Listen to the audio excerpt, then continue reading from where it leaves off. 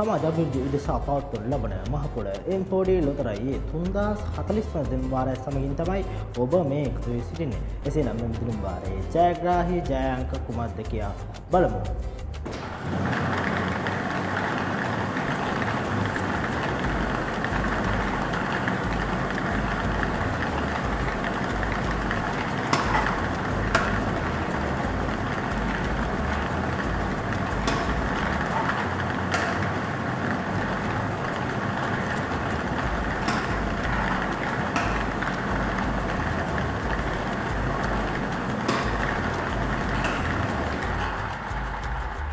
මේ පැයේ ජයග්‍රාහී ජය අංක ලෙස තේරීපත් වී තිබෙන්නේ අංක 2, අංක 5, අංක 4 සහ අංක 9.